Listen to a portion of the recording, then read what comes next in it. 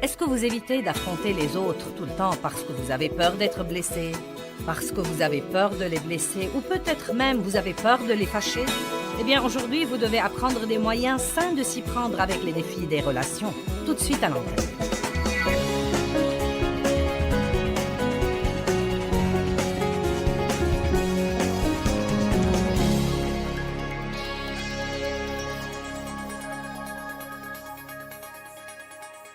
Maintenant, c'est notre zone de sécurité. C'est le titre de notre conférence ce week-end. Et elle parle de frontières et de limites et de marges. Elle nous apprend à rester dans les frontières de la parole de Dieu pour pouvoir être en sécurité. Le psaume 91:1 dit « Celui qui demeure sous l'abri du Très-Haut reste stable à l'ombre du Tout-Puissant, dont la puissance est imperméable aux ennemis. Je dis à l'Éternel, mon refuge et ma forteresse, mon Dieu, je m'appuie et je compte sur lui, et en lui, en toute sécurité, je me confie. » Et si vous connaissez bien le psaume 91, vous saurez qu'il continue par promesse après promesse après promesse après promesse sur la protection de Dieu contre la destruction et les fléaux qui peuvent frapper, même en plein midi.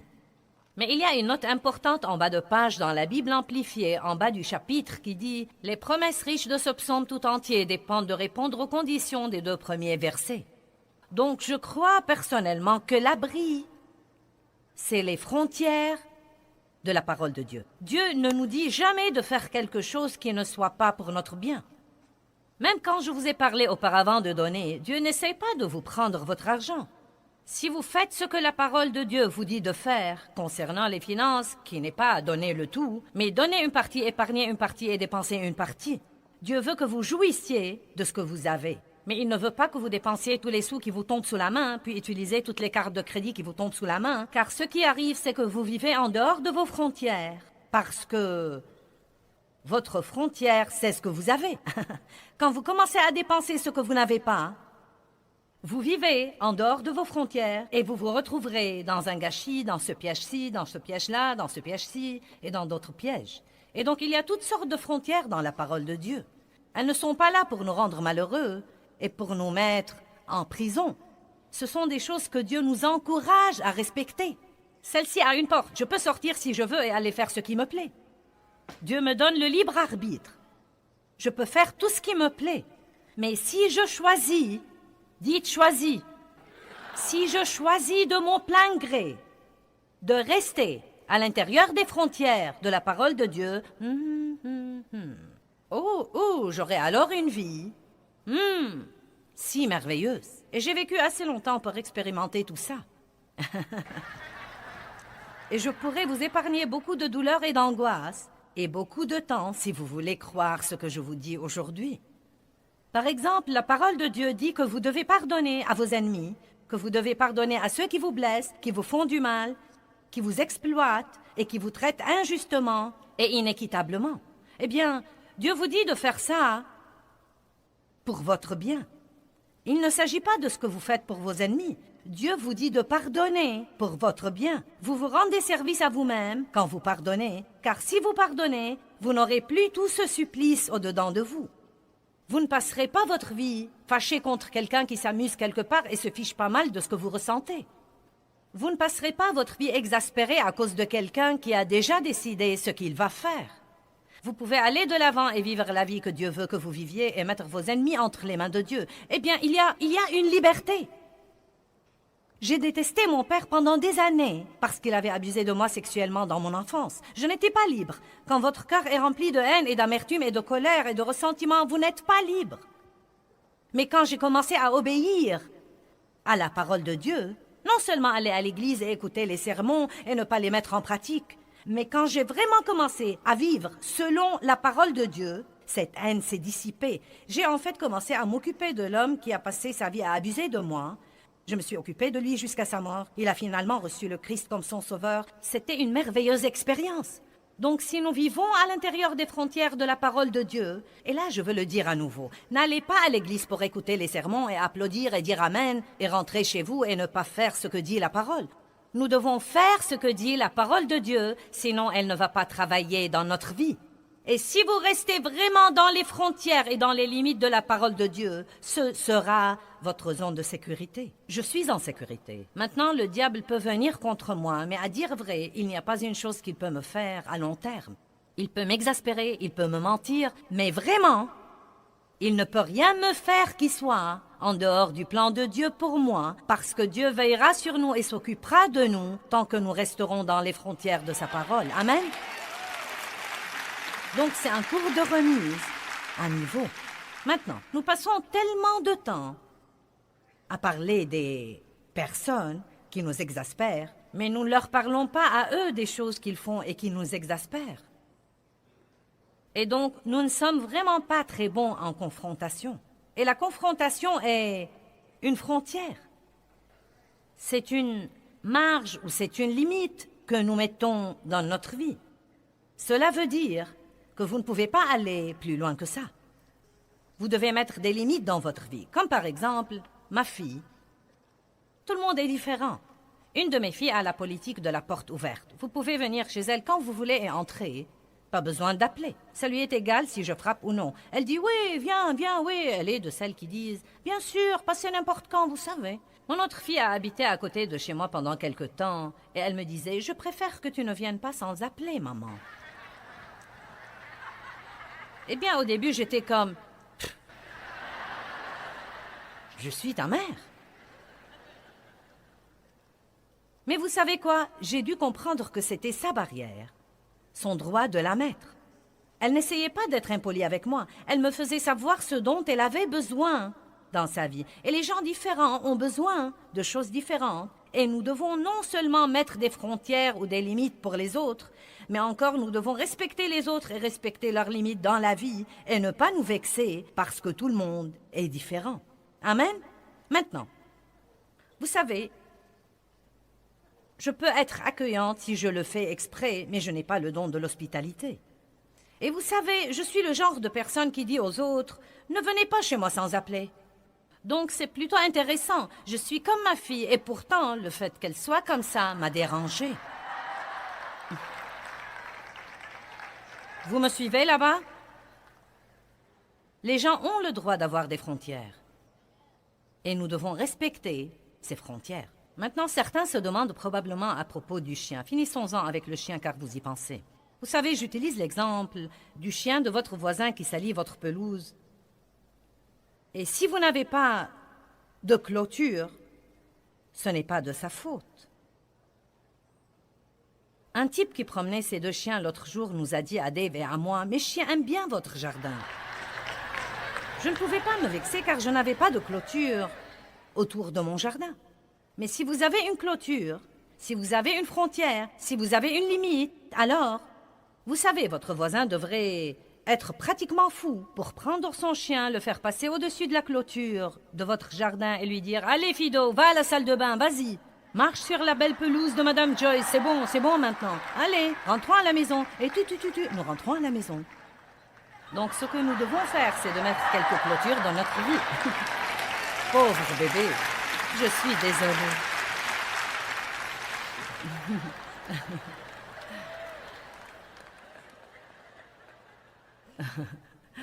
Nous devons donc mettre des clôtures dans notre vie et arrêter de laisser tout le monde nous marcher sur les pieds puis nous fâcher contre eux parce qu'ils le font. Quelqu'un peut dire Amen ce matin? Êtes-vous plein de ressentiment parce que vous sentez que quelqu'un vous exploite maintenant ou vous a exploité? Eh bien, le ressentiment est vraiment une mauvaise chose. Et il est parfois un peu difficile à détecter. Je crois que vous l'avez parfois. Vous l'avez un peu plus avec le non-pardon. Mais le ressentiment est comme une racine profonde qui s'enracine en vous et elle est comme...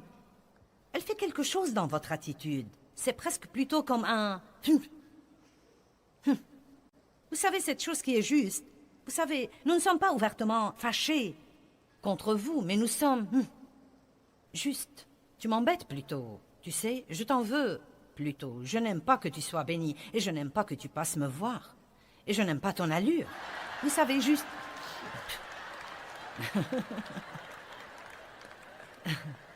Cela soigne de votre attitude. Je crois que ça fait partie de la raison pour laquelle les gens font des dépressions. Ce n'est pas la seule raison. Il y a beaucoup de raisons pour ce genre de choses. Mais je pense que c'est en grande partie la raison pour laquelle les gens ont comme une lourdeur dans leur vie. Parce qu'ils sont irrités, ils sont aigris. Ils sont vraiment aigris. Je n'acceptais pas pendant tant d'années le fait que je n'avais pas eu une enfance agréable et heureuse. Je n'ai jamais vécu mon enfance. J'ai manqué toute cette partie de ma vie. J'ai travaillé et j'ai été responsable d'aussi loin que je m'en souvienne. Et j'ai traversé des périodes où j'en étais vraiment contrariée. Vous savez, ce n'était pas bon, ce n'était pas juste. Mais au lieu de refuser les choses, j'ai appris que si je faisais les choses à la façon de Dieu, il me donnerait une double bénédiction pour mes ennuis passés. Je dis tout le temps peut-être que je n'ai pas eu un bon commencement, mais mes chers, j'ai une bonne fin.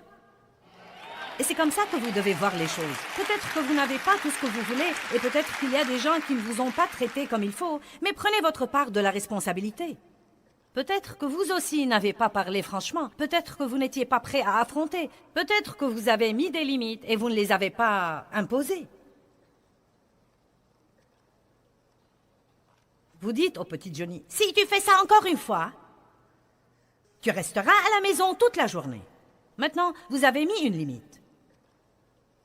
La prochaine fois qu'il le fait, je t'ai dit que si tu faisais ça encore une fois, tu resterais à la maison. Je te dis que si tu fais ça encore une fois... Et donc nos frontières et nos limites deviennent de la blague pour tout le monde, car nous disons que nous allons faire des choses et nous ne les faisons pas. Nous devons donc surmonter notre ressentiment si nous ne voulons pas jouer notre rôle. Avez-vous passé des années à essayer d'aider quelqu'un et il n'a toujours pas changé? Et maintenant vous regrettez les années, le temps, l'effort et l'argent que vous avez dépensé? Eh bien, peut-être que vous essayez d'aider quelqu'un et vous voulez qu'il change, mais en fait, il ne veut vraiment pas changer. Je ne sais pas ce que vous en pensez, mais j'ai tendance à secourir les gens. Je peux vraiment me mettre à secourir les gens. J'ai plutôt un genre de complexe d'héros, je crois. Je ne sais pas, mais j'aime vraiment secourir les gens. J'ai appris des leçons à mes dépens dans ma vie et j'ai appris des leçons que la Bible appelle la prévenance sage dans les 3, 4 ou même dans les 5 dernières années. Aimer les gens ne veut pas toujours dire les sauver de tous les ennuis et les problèmes qu'ils se sont attirés. Et nous n'aidons personne si nous détruisons notre vie en essayant d'aider quelqu'un qui n'est pas prêt à assumer sa responsabilité et à jouer son rôle. Et je vais vous raconter une des choses qui m'ont libérée sur ce plan. J'ai commencé à comprendre que Jésus n'allait pas de lieu en lieu pour amener les gens à le laisser les aider. Il aidait toutes les personnes qui venaient à lui. Les personnes qui venaient à lui. Et il a même dit à l'homme qui était couché au bord de la piscine de Bethesda, qui était estropié et couché là depuis 38 ans, il lui a dit, « Est-ce que tu songes sérieusement à guérir? Est-ce que tu songes sérieusement à guérir? » Et vous savez, vous lisez ça au départ dans chapitre 5 et vous pensez, « Quel genre de compassion est celle-là? » L'homme est handicapé et couché là depuis 38 ans et tu lui dis, la conversation initiale, « Est-ce que tu veux vraiment être guéri? » Et vous savez, l'homme a dit quelque chose que nous devons tous comprendre. Il a dit, « Eh bien, monsieur, je n'ai personne pour m'aider. Et chaque fois que j'essaye de me jeter dans la piscine, un autre descend avant moi. » Donc une grande partie de son problème était qu'il était estropié dans ses jambes et estropié dans son âme. Il était estropié dans sa détermination. Et tout ce qu'il faisait était de se coucher là et de s'apitoyer sur son sort et d'attendre que quelqu'un d'autre vienne l'aider. Mais il n'était pas prêt à jouer son rôle. Et peut-être certaines des personnes que vous avez essayé d'aider sont comme ce type. Et peut-être que vous devez vous arrêter et dire, « Minute, je fais ceci et ceci et ceci, mais que fais-tu vraiment là? Est-ce que tu veux vraiment guérir? » Nous avions une situation dans notre famille et elle est réapparue dernièrement et nous devions essayer de nous en occuper de nouveau. Elle était dans notre famille étendue.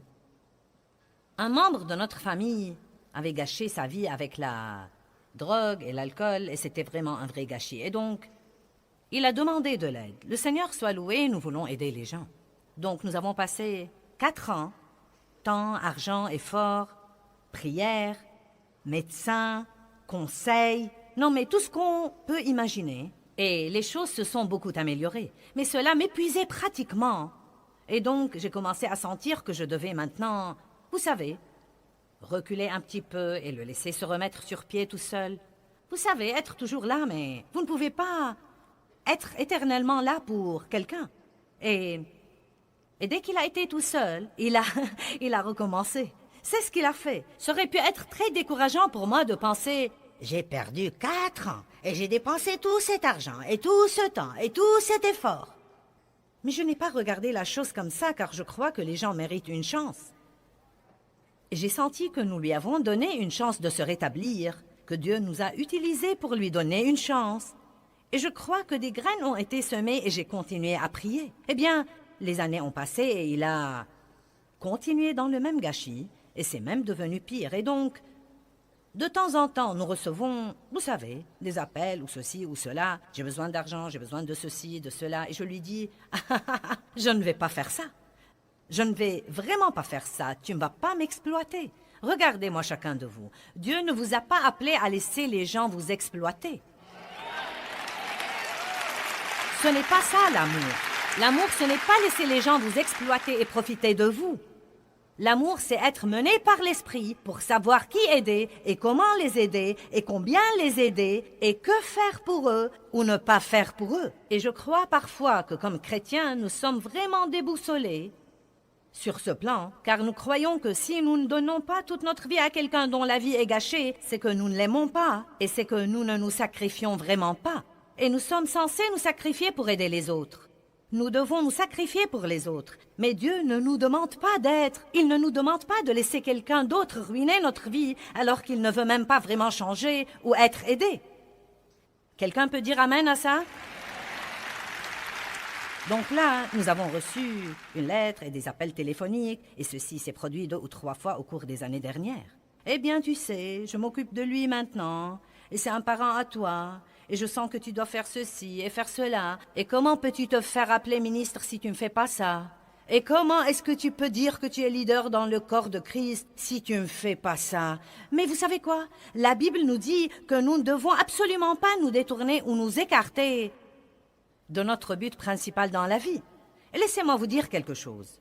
Le diable essaiera de retourner la parole de Dieu contre vous et d'utiliser la parole même contre vous pour vous détourner de votre but. Or, ma famille est très protectrice et elle sait comment je suis. Je suis le genre sauveteur et donc, vous savez, j'ai commencé à penser, eh bien, je devrais peut-être faire ceci, je devrais peut-être faire cela, je devrais peut-être faire ceci. Et notre Benjamin me parlait l'autre jour et il m'a dit, je vais te dire ce que tu ne vas pas faire. Et vous savez, traitez bien ces enfants car un jour ils deviendront votre patron. Et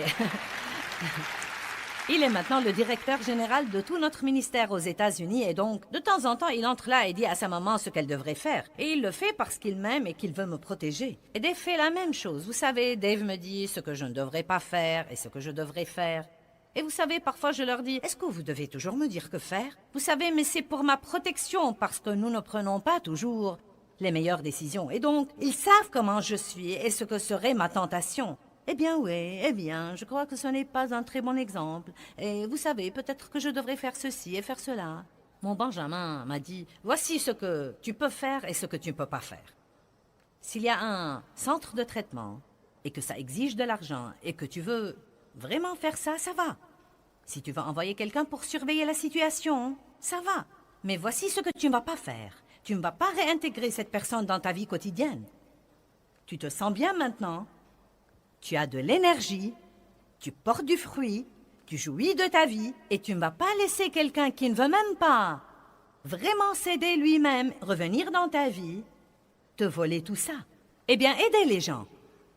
Mais vous devez parfois venir à leur aide de loin. Vous ne devez pas laisser les gens s'impliquer dans votre vie et la vider de tout. Laissez-moi vous dire quelque chose. Aider les gens ne signifie pas que vous devez toujours tout faire pour eux et ne leur laisser rien à faire par eux-mêmes.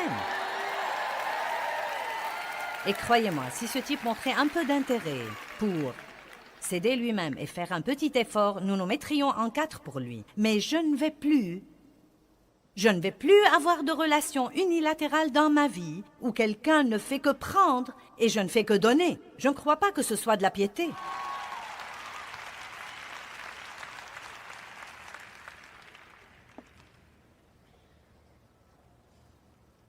Parfois, nous aidons les gens tellement que nous créons en eux des attentes que nous ne pouvons pas par la suite maintenir. Vous commencez peut-être trop vite et vous faites trop de choses pour quelqu'un. La Bible dit que vous devez être prudent quand vous commencez une relation. Elle dit, si vous choyez votre serviteur, au début de la relation, il s'attendra sûrement à ce même traitement jusqu'à la fin de sa vie. Et donc, j'ai tendance parfois, je l'avais dans le passé, j'ai appris à mes dépens au cours des dernières années que si quelqu'un a vraiment été maltraité ou qu'il a vraiment été blessé, mince alors, je voulais intervenir et tout faire pour lui. Vous savez, l'aider à guérir les blessures et le bénir doublement, triplement et vraiment, vous savez, lui faciliter la vie. Mais la vérité, c'est que vous ne pouvez le faire que pour un temps. Et ensuite, ce qui arrive, si vous faites vraiment trop pour quelqu'un, puis tout à coup, vous devez faire un changement. Il sera dévasté et furieux contre vous. Et vous ne comprendrez pas pourquoi il est furieux, car vous sentez que vous êtes allé trop loin en essayant de l'aider. Et tout ce que vous voulez qu'il fasse, c'est de prendre lui-même un peu de responsabilité. Ce que nous devons faire, c'est faire un peu de choses pour les gens et leur donner une responsabilité. S'ils assument cette responsabilité, vous pouvez passer au niveau suivant. S'ils assument l'autre responsabilité, vous passez au niveau suivant. Mais si vous faites tout pour quelqu'un et qu'il ne fait rien, vous devez à ce moment-là peut-être reculer et prier un peu plus et découvrir ce que vous dit... Ce que Dieu vous dit si vous les aidez vraiment ou si vous êtes déboussolé sur la manière dont vous êtes censé vous comporter comme chrétien. Regardons Luc 10, verset 27. Il y a en ce moment beaucoup de gens qui aimeraient vous exploiter si vous n'avez pas de frontières dans votre vie. Le bon samaritain, nous voulons tirer de cette histoire quelque chose de différent de ce que nous tirons normalement. Ce jeune homme a dit à partir du verset 27...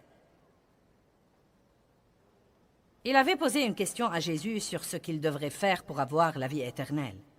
Ils ont eu une conversation et il a dit « Oui, je fais tout ça ». Et Jésus a dit « Tu aimeras le Seigneur, ton Dieu, de tout ton cœur, âme, pensée et force, et ton prochain comme toi-même ». Ensuite, ce type est entré dans ce genre de conversation religieuse. « Et qui est mon prochain ?» Et c'est plutôt intéressant pour moi. Il ne voulait pas aider quelqu'un, donc il essayait de s'esquiver. Et donc, Jésus commence à lui dire ceci, pour lui donner un exemple. Et à partir du verset 30, Jésus lui a dit, un homme descendait de Jérusalem à Jéricho. Il tomba au milieu des brigands qui le dépouillèrent de ses habits et de ses affaires, le chargèrent de coups et s'en allèrent, insouciants, le laissant à demi-mort.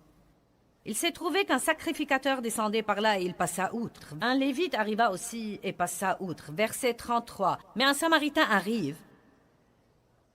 Il vint à l'homme, et le voyant fut ému de pitié et de compassion. Verset 34, il s'approcha et banda ses plaies. En y versant de l'huile et du vin, le mit sur sa monture, le conduisit à une hôtellerie, et prit soin de lui, pendant, je crois, une nuit. Et le lendemain, il tira 2 deniers, le salaire de 2 jours, les donna à l'hôtelier, et lui dit, tiens, aie soin de lui, car je dois aller quelque part et faire quelque chose, et à mon retour, nous ferons les comptes. Maintenant, la chose que nous pouvons en tirer et que nous n'avons peut-être jamais vue auparavant, c'est... Voilà un type qui a fait ce qu'il pouvait faire pour quelqu'un, mais il n'a pas essayé d'aller si loin jusqu'à gâcher sa vie et les autres choses dont il était responsable. En d'autres termes, il a dit, vous savez, non mais il aurait pu sentir, eh bien je dois oublier tous mes plans et rester ici avec lui. Mais il n'a pas fait ça, il a dit, je dois aller m'occuper de mes affaires. Voici ce que je peux faire. J'ai de l'argent, je peux t'aider avec ça, mais je ne peux pas rester ici. J'ai beaucoup d'autres choses dont je dois m'occuper. Et je crois que beaucoup de fois, tout le monde devrait faire quelque chose. J'ai dit que tout le monde devrait faire quelque chose. Je crois que chaque fois que vous tombez sur quelqu'un qui souffre, il y a quelque chose que vous pouvez faire. Et notre grand problème est que soit nous ne faisons rien, soit nous essayons de tout faire. Ce que nous devrions faire, c'est de savoir quel est mon rôle là-dedans, parce que nous sommes encore de croyants. Et Dieu élèvera quelqu'un pour faire quelque chose et quelqu'un d'autre pour faire autre chose et quelqu'un d'autre pour faire autre chose. Mais vous ne devez pas culpabiliser si vous sentez que vous ne pouvez pas faire le tout vous-même. Eh bien, les frontières sont vraiment la façon de Dieu de nous protéger si nous les comprenons et si nous les observons. Et je veux vous enseigner tout ce que je peux vous enseigner sur les frontières et sur la vie dans ce que j'appelle la zone de sécurité de la vie.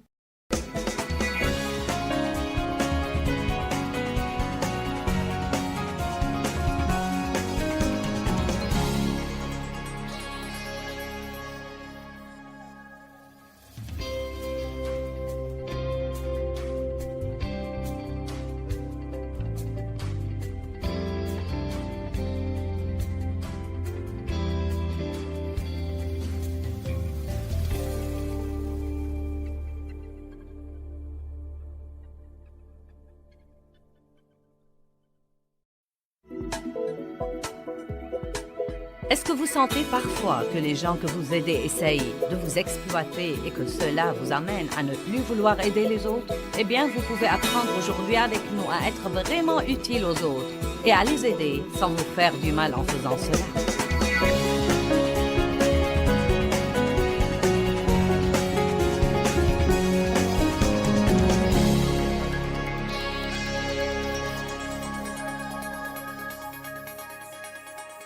Vous voyez, nous devons comprendre que tout le monde est égoïste, et je ne dis pas ça dans le sens péjoratif. Nous aimons retirer des autres tout ce que nous pouvons retirer. Et donc je crois que nous devons arrêter de nous attendre à ce que tous les autres nous traitent comme il faut, et nous devons commencer à mettre des frontières qui disent aux autres, c'est ce que je vais faire, et c'est ce que je ne vais pas faire. Je dirai oui à ceci, mais je dirai non à cela. Si Dieu dit non, je dirai non. Et si Dieu dit oui, alors je dirai oui. J'espère que vous aimerez ça. Mais si vous ne l'aimez pas...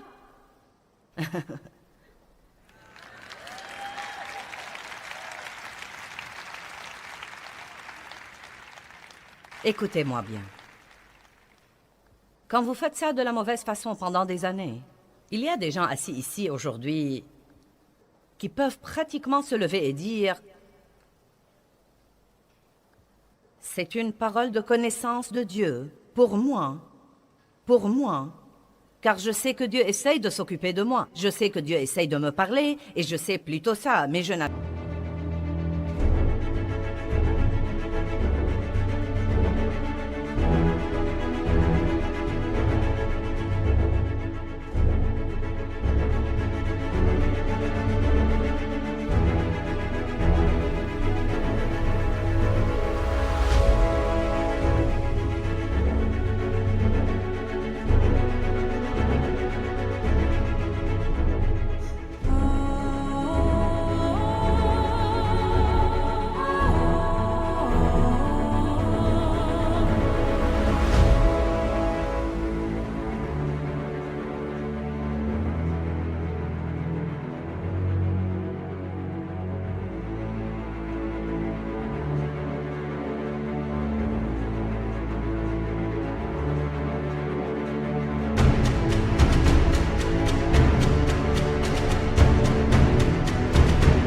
vraiment pas le courage de le faire.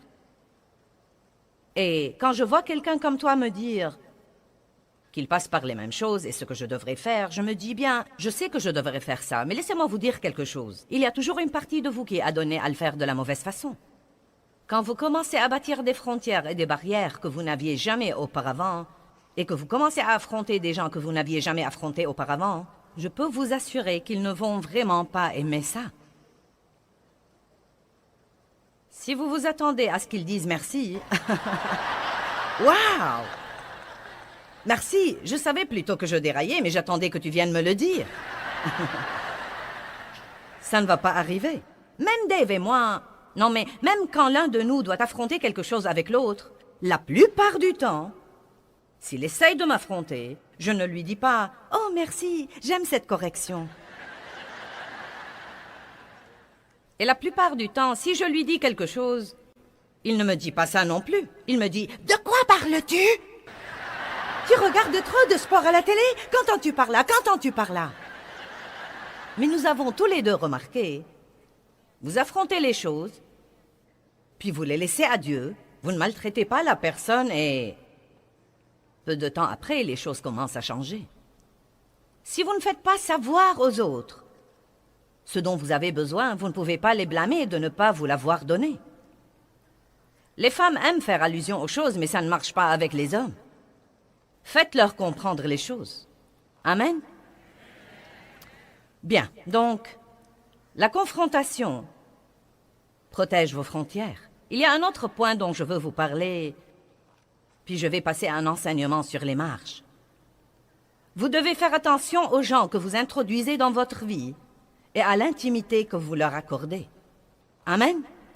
Un ami à nous, un pasteur de Dallas, est ici ce week-end, Don et Sharon Clowers, et il partira d'ici pour aller au Canada. Or, quand il arrivera à la frontière, il aura affaire au contrôle à la frontière.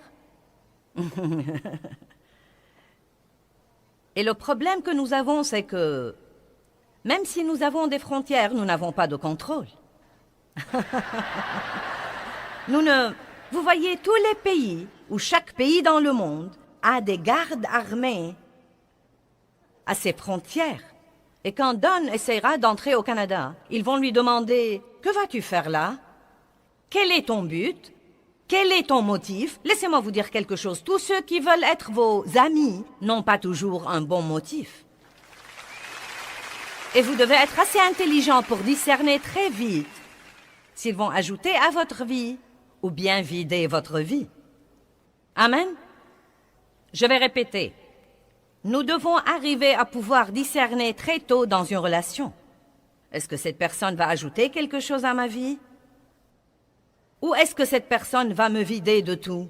Maintenant, je n'ai rien contre ça, non, mais je m'implique avec les gens et tout mon rôle dans leur vie, c'est d'essayer de les aider et d'essayer de leur donner. Et je n'ai rien contre ça, mais écoutez-moi, il n'y a pas une relation saine qui puisse continuer indéfiniment comme ça. Tôt ou tard, il doit y avoir un changement.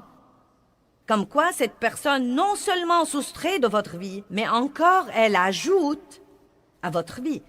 C'est magnifique que vous vous impliquiez dans la vision du ministère des autres et les aidiez à bâtir leur ministère et réaliser leur vision. Mais tôt ou tard, ils doivent se soucier de votre ministère et de votre vision et de ce que Dieu pourrait faire avec vous. Ça ne peut pas être unilatéral. S'il l'est, les gens se lasseront très vite. Eh bien, j'aime mon message. Je ne sais pas si vous l'aimez ou pas, mais moi je l'aime.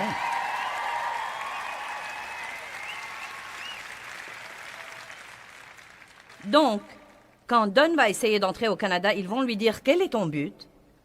Pour combien de jours tu comptes rester ?» Ils pourraient même lui poser la même question de 4 ou 5 façons différentes pour voir s'ils peuvent le désarçonner. Ils pourraient même vouloir examiner ses bagages, voir s'il essaye d'introduire quelque chose qu'il a caché. Et finalement, s'ils n'ont rien contre lui, il entrera dans le pays. Je crois que nous devons faire un peu plus attention à qui nous introduisons dans notre vie, surtout si nous les introduisons dans des relations intimes. Une grande partie de la raison pour laquelle nous nous faisons du mal, c'est notre idiotie.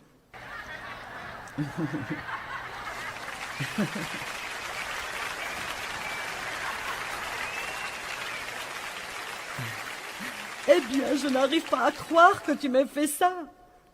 Si vous aviez les yeux ouverts, vous auriez pu le voir venir il y a 3 ans. Amen. 1 Corinthiens 5. Je crois qu'il y a une épreuve parmi les chrétiens au sujet de qui ils devraient fréquenter. Et nous faisons ça de la mauvaise façon. Parfois, nous évitons tout le monde et nous leur donnons l'impression que nous nous considérons meilleurs qu'eux parce que nous pensons vraiment... Il ne faut pas. Et ensuite, nous traînons avec tous ces chrétiens inintelligents, bavards et avides, et immoraux, et qui couchent avec leurs petits amis, et tout ce genre de trucs stupides, et... Eh bien, vous savez, je veux juste essayer de les aider, vraiment. Eh bien, ils savent déjà que ce qu'ils font est mauvais.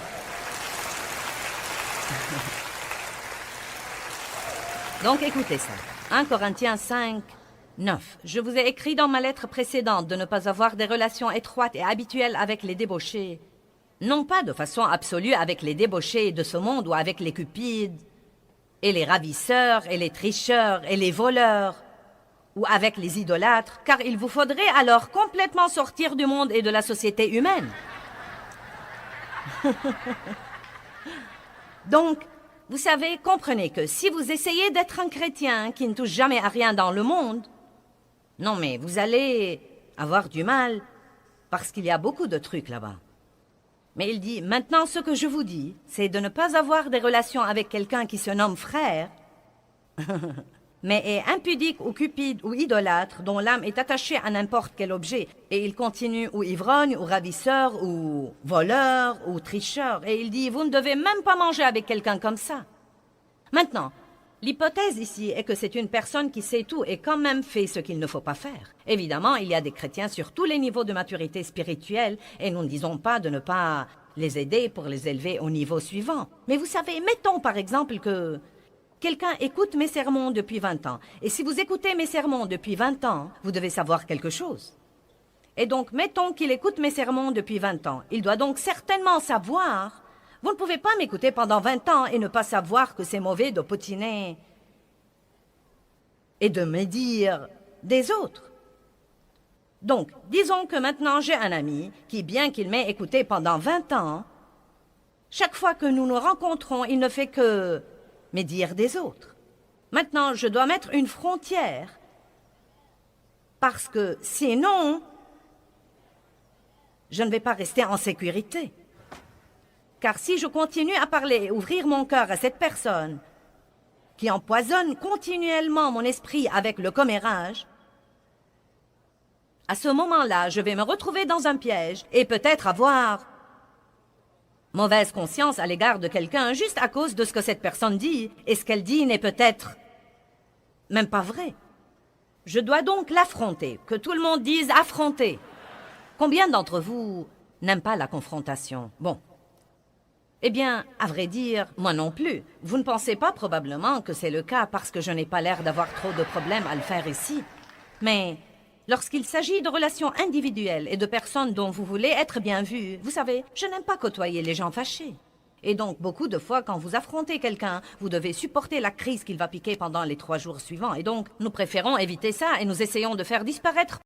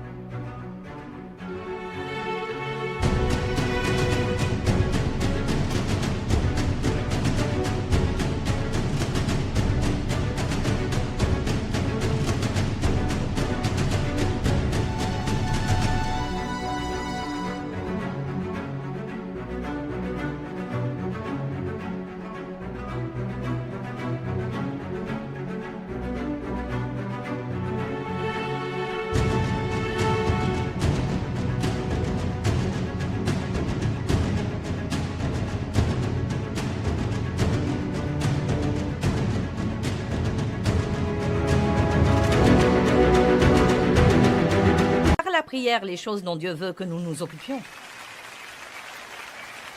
Amen. Donc, je dois mettre une frontière. Je dois dire, tu sais quoi, je t'aime bien, j'aime ton amitié, mais tu sais, je ne veux pas te blesser, mais tu parles tout le temps des gens devant moi. Et ce n'est pas bien. Tu sais, ce n'est pas ce que Dieu veut que tu fasses. Maintenant, peut-être qu'il se fâchera un peu. Il sera blessé, mais il continue à le faire et rien ne change. Là, je dois passer au niveau suivant de confrontation. Si tu continues à faire ça, je ne pourrai plus être en relation avec toi. Maintenant, ma frontière doit se fortifier. Vous savez pourquoi? Parce que vous êtes responsable de vous-même. Vous êtes responsable de garder votre cœur. Écoutez ce que la Bible dit. Garde ton cœur plus que toute autre chose, car de lui sont les issues de la vie. Vous devez garder votre cœur. Vous devez avoir des contrôles à la frontière de votre vie.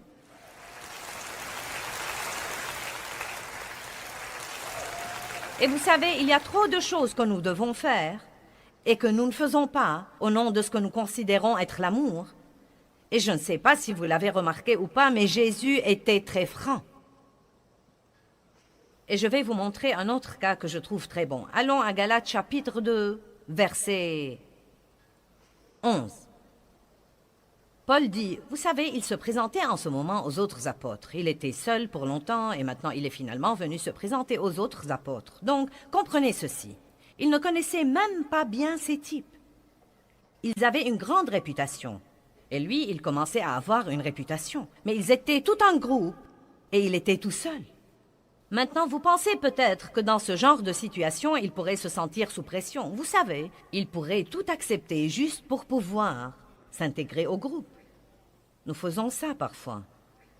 Nous transigeons un peu sur des choses que nous n'approuvons pas parce que nous voulons faire partie du groupe.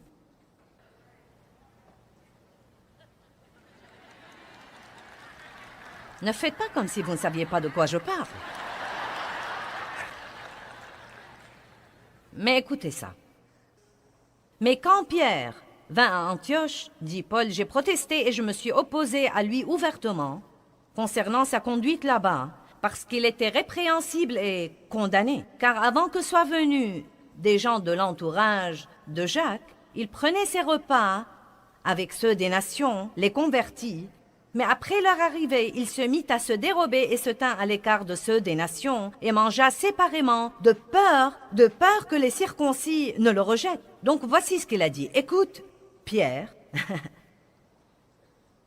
tu manges normalement avec ceux des nations.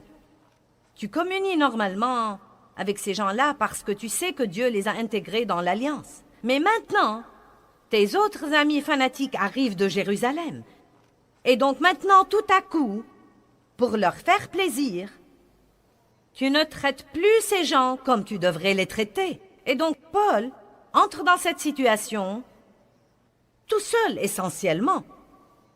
Tous ces autres types étaient des apôtres depuis longtemps. Ils avaient cette grande réputation et Paul fait face à Pierre et lui dit « Ta conduite pue. Ce n'est pas de la piété. Ce n'est pas comme ça que tu devrais te comporter. » Et Paul et Pierre ont continué à avoir d'excellentes relations. Nous devons être prêts à parler franchement et à affronter les situations et nous devons arrêter de nous inquiéter pour nous-mêmes dans toutes ces affrontations. Et nous disons, je ne veux pas te blesser, mais la vérité est que vous ne voulez pas vous blesser vous-même. Vous ne voulez pas être rejeté, vous ne voulez pas être jugé, vous ne voulez pas être blâmé, vous ne voulez fâcher personne, vous ne voulez pas supporter le gâchis que vous aurez à endurer. J'étais autrefois, je suis toujours un gâchis, mais j'étais autrefois un vrai gâchis. Et j'étais très manipulatrice et autoritaire pendant les premières années de ma relation avec Dave. J'ai grandi avec un père qui était manipulateur et autoritaire. Et si nous n'avions pas ce que nous voulions, nous restions fâchés jusqu'à ce que nous fassions à notre idée. Et donc, parce que c'était tout ce que j'avais jamais vu, c'était la façon dont je fonctionnais et j'opérais dans mes relations, surtout dans la relation de mariage, parce que c'était tout ce que j'avais vu. Maintenant, mon mari est un type vraiment pacifique. Et, vous savez, il connaissait bien la parole de Dieu, et je ne savais rien de rien. Il a vraiment senti qu'il devait m'épouser. Il avait prié Dieu de lui donner une femme qui avait besoin d'aide, et je me suis présentée.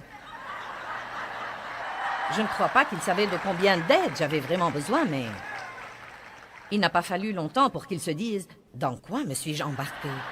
Pendant les premières années de notre mariage, je lui donnais du fil à retordre. Non, mais si je n'avais pas ce que je voulais, si Dave me fâchait, je ne lui adressais pas la parole pour 3 semaines. Pas une seule parole. Non, mais je m'évertuais à l'exaspérer. Vous connaissez le traitement. Il entrait dans une pièce et j'en sortais, nous allions nous coucher et je dormais sur la couture du matelas. Je ne voulais pas qu'il me touche. Ne me touche pas, ne me touche pas. Vous savez quoi? Il l'a supporté. Et l'a supporté. Et l'a supporté. Et l'a supporté. Et il a lu un livre intitulé « Aimer assez pour affronter ».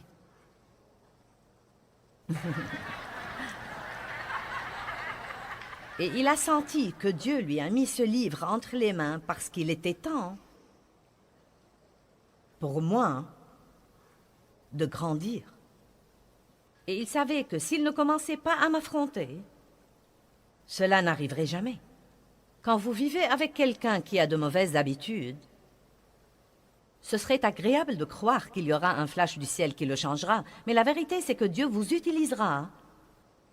Peut-être, vous savez, nous ne pouvons pas changer les gens, nous ne devons pas entrer dans les œuvres de la chair pour changer les gens. Mais ça ne veut pas dire que vous ne devez pas affronter les situations dans la piété quand Dieu vous dit de les affronter. Et la clé est de les affronter, leur dire la vérité, mais ne pas rester fâché. Amen. Et donc, Dave m'a amené ce fameux livre. Et il m'a dit, sache que j'ai lu ce livre. Et je me rends compte maintenant que je dois commencer à t'affronter, car nous savons tous les deux que ta façon d'agir n'est pas bonne. Et nous savons tous les deux que ta façon de me traiter est irrespectueuse et pas comme il faut. En fait, il m'a dit, si je déterminais ma valeur comme homme d'après ta façon de me traiter, j'aurais abandonné depuis longtemps.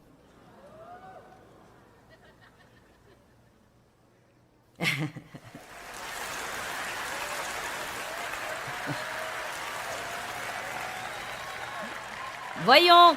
Chut. Écoutez ceci. Dieu m'a dit un jour, si tu montrais à ton mari la moitié du respect que tu montres à ton pasteur,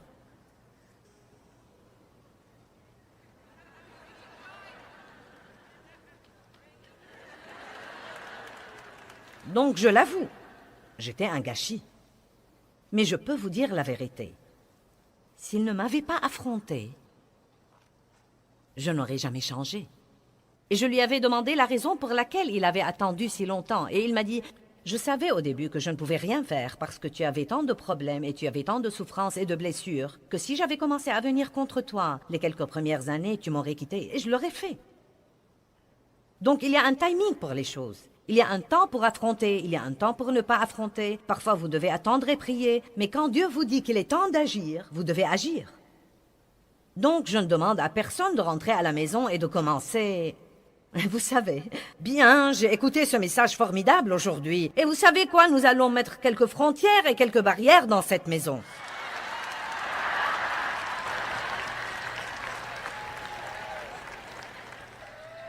Je vais vous dire ce que vous devez faire si vous sentez que Dieu utilise ce message pour vous parler ou comme une confirmation de quelque chose qu'il vous a déjà mis dans le cœur depuis longtemps. Vous devez faire ce que Dave a fait. Il m'a averti. Il m'a dit... Je vais commencer à t'affronter et je te dis dès maintenant que tu ne vas pas aimer ça. Mais si je ne fais pas ça, nous n'allons pas rester mariés. Si je ne fais pas ça, je désobéis à Dieu, car je sais que Dieu me l'a mis dans le cœur. Il sentait qu'il obéissait à Dieu, et si je n'y répondais pas comme il fallait, c'était mon problème et non pas le sien. Et croyez-moi, c'était la guerre. Non, mais je vous dis la vérité absolue. J'avais une telle rébellion dans mon âme. Maintenant, j'avais Jésus dans mon cœur, mais j'avais une rébellion dans mon âme. Est-ce que quelqu'un là sait de quoi je parle? Non, mais j'aimais Dieu, mais il y avait une partie de mon âme qui n'était pas crucifiée et qui n'a jamais été traitée. Et vous savez quoi? J'avais été abusée par des hommes et je m'étais fait beaucoup de vœux et beaucoup de promesses. Jamais un homme ne me dirait de nouveau ce que je devrais faire. J'ai lu le truc de la femme docile. Les femmes devraient s'adapter à leur mari et je ne savais pas orthographier le mot s'adapter, encore moins l'appliquer. Je ne voulais m'adapter à personne, je voulais que tout le monde s'adapte à moi.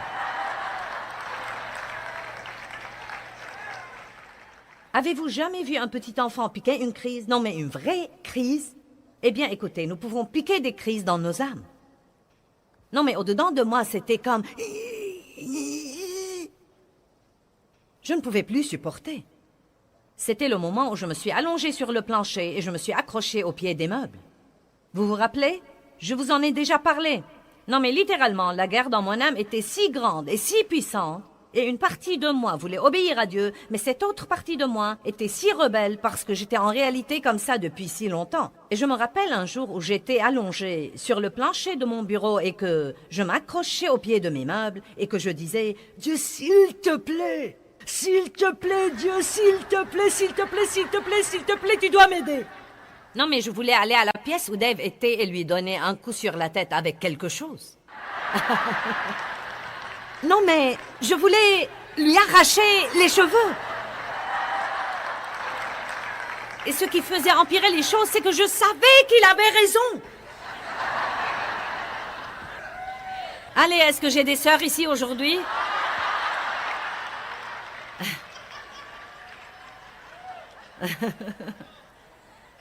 Mais la bonne nouvelle, c'est que, par la grâce et la miséricorde de Dieu, et il m'en fallait beaucoup. j'ai pu rester à l'intérieur des frontières de la parole de Dieu. Je voulais faire ce que Dieu voulait que je fasse. Mais je veux que vous m'écoutiez aujourd'hui. Ça va être un peu différent de ce que je croyais. Je voulais rester à l'intérieur de la parole de Dieu, mais il fallait que quelqu'un vienne m'affronter.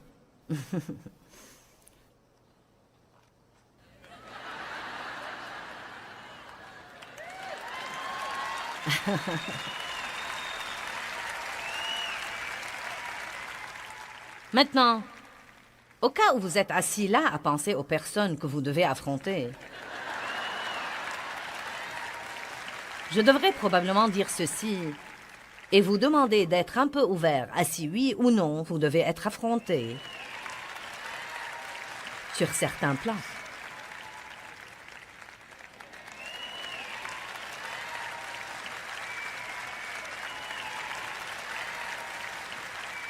Je crois que s'il y a quelque chose que nous devons faire comme chrétiens, c'est que nous devons nous respecter, traiter les autres comme il faut.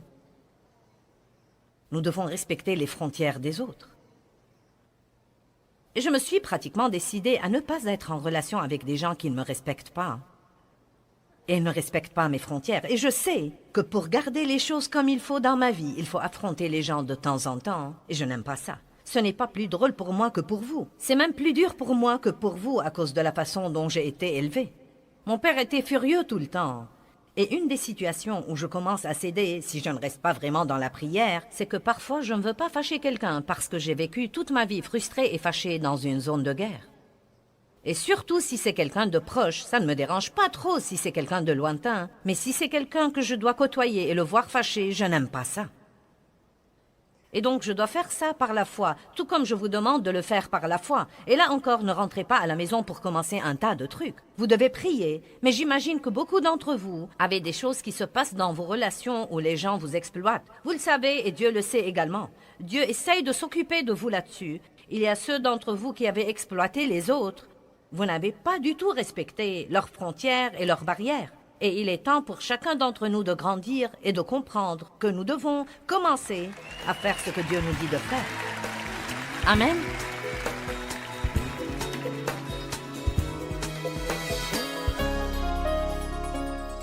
Eh bien, les frontières sont vraiment la façon de Dieu de nous protéger si nous les comprenons et si nous les observons. Et je veux vous enseigner tout ce que je peux vous enseigner sur les frontières et sur la vie dans ce que j'appelle la zone de sécurité de la vie.